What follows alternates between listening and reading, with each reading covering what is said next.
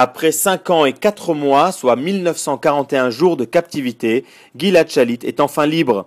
Israël et le monde entier ont vu Gilad pour la première fois, alors qu'il a été livré aux responsables égyptiens par le Hamas au passage de Rafah. Sur ces premières images diffusées ce mardi matin par la télévision égyptienne, nous avons pu observer Gilad Shalit escorté par Ahmed Jabari, le chef de la branche armée du Hamas Izzadine al-Qassam et responsable de son enlèvement. Gilad portait une casquette de baseball noire et était vêtu en civil. Il est apparu pâle et maigre, mais marchait rapidement vers le terminal.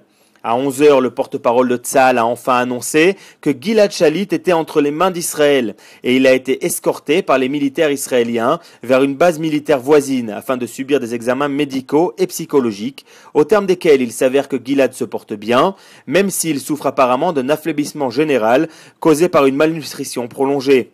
Après avoir revêtu son uniforme de Tzahal, il a enfin pu s'entretenir avec sa famille pour une conversation très émouvante sur le même téléphone portable qui avait été retrouvé le jour de son enlèvement en juin 2006.